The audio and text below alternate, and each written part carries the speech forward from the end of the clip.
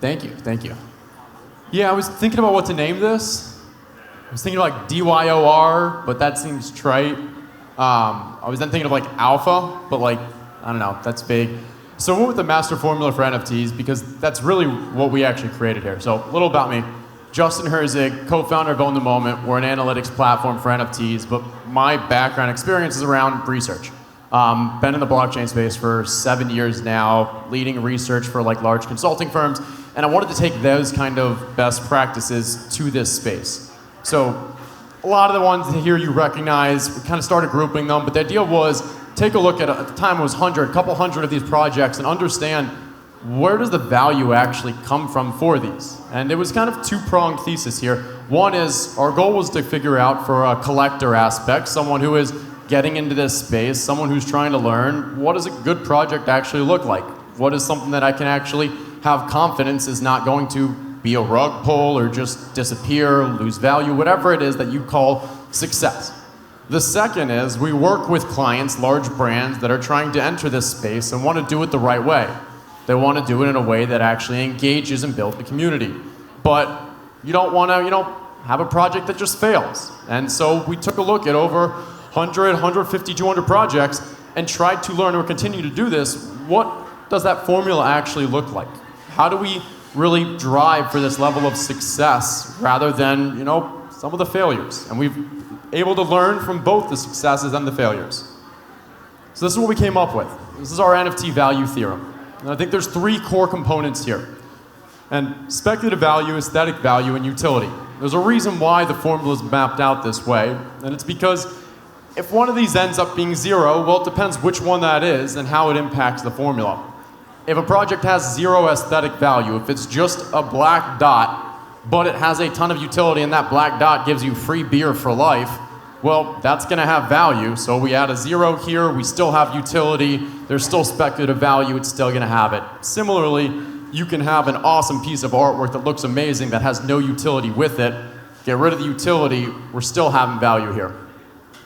But speculative value, if that has zero, if there's no confidence that this is going to be anything tomorrow, if it's built on a platform that is going to disappear in a day, if it's on a team that is going to disappear, or a rug pull, whatever it is, if you have no speculative value, you're not going to see any value for that project.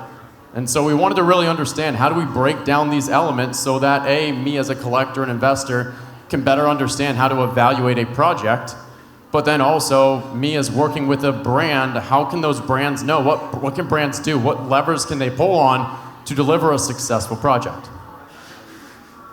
There's a lot of text here, there's definitions, I probably should have showed you this before, I'll talk through, don't worry. When we think of speculative value, we break it down into 6 core components. First one is around that team. Just like a startup, just like any company, it's the team that's going to drive the most value from a long term. And you're really investing, when you're investing in a project, it's that person, it's that team that's really behind this. How you decide what a team is a lot of it is really up to what you can get from that DYOR, that research. What is their experience? What is their credibility? What is their level of transparency, their honesty? Do you believe that these are people that have a passion, or really are they just in this for that quick buck? And so these are things that you need to kind of ask those questions as you do that research. That second is we love the idea of a roadmap, but there is some value in understanding what's to come, because it really is about expectations. And I think it was earlier today I heard a man say it was not so much about setting expectations low and then exceeding them, but really aiming high. And so that roadmap does have that balance for how do we not deliver the entire world, how do we not promise something that we can't meet, but we need to at least have that level of honesty and transparency and knowing what to expect going forward. This next one's around that community, probably the most buzzword of buzzwords in the NFT space, but it really does mean something. And I think more recently when we've seen some of these kind of PFP projects and the idea of, I don't want to FUD a project, but if you have something that has so much hype ahead and the community is on it just for that flip, it doesn't have that natural organic growth. It's why some of these projects that didn't sell out immediately but had a very strong built community are still here today. And I think that community, as you go in, you need to figure out what are the motivations, what does that actually look like, or is this going to be sustainable? Because value in the future is all about that future demand, and if there's not demand, if there's not going to continue that sustained community, that's a problem.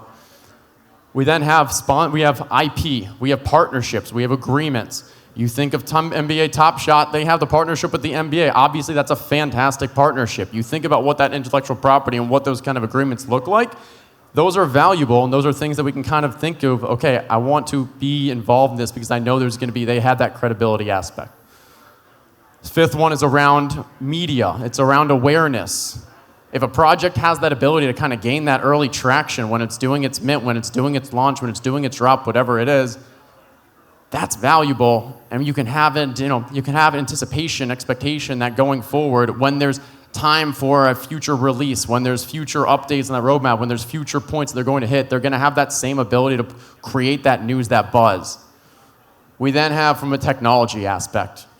Not all blockchains are built equal. We're still very early days, and I'm not going to say which one is better than the other, but there is an aspect for if you're building on something that's not going to exist in a year or two, that's going to hurt your speculative value. Aesthetic value is all the eyes in the beholder. I throw some examples up here just to throw some things out, but really, this is all what you believe in, what you like. Maybe you think others are going to have that too. In the top right, we have two different NFTs, both from the Miami Heat, both from the same collection, but just two very different styles. One in the kind of, 32-bit, 16-bit, and then one is more high def. In the eye of the beholder, which one do you prefer? You get a card, you get an entire replay. You get looking at the text in a tweet, you look away from the tweet. I'm not saying which is better, but these are all decisions that you have to make when you're looking at what that aesthetic value looks like. Is it a blank background? Is it a design background? There's just different components for it, but it still has some level of value for that aesthetic nature. We then have utility. A lot of people, we have the utility, the physical, it makes sense. You get the ideas of you buy an NFT, you get the shoes that come with it. You have access to buy that merch. You have real-world experiences. You collect for this NBA team, and maybe you get tickets to go to those games. That's that real-world utility. The digital is a bit kind of in the early days, but we're starting to see it, but maybe there's some metaverse component. Maybe there's something that if I buy this NFT, I'm going to get some digital aspects to it. Maybe you can even argue that the community includes that digital aspect. A lot of it's going to be, this is more building for that future, and this combines with that roadmap on what's the promise and what we're driving towards. The speculative one is one that I haven't seen that much of, but we're starting to, and it's probably my favorite. A hypothetical example here is you go to an Indy 500 race, and you can buy an NFT for various cars, and if that car wins the race, you also maybe get a trophy NFT. We're starting to see a little more in the sports side of things where across a season you can maybe have speculative utility where if you believe that this has a real-world event that might trigger some other thing, that like winning a championship, winning a race, that speculative utility is kind of, I'd say, one of my most excited about, but still so early in the days. So what does that leave for us? So I mentioned Own the Moment, analytics company focusing on NFTs. In the early days, we started January building kind of content and tools for Top Shot. Absolutely love what Top Shot's been able to do and all that, but we listened to our community, and our community kind of told us, like, we want more.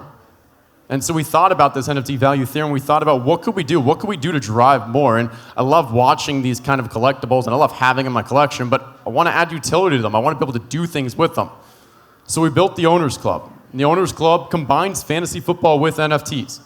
You purchase your NFTs, you get your pack. Each card represents a city and a position group. You have Cleveland running backs here.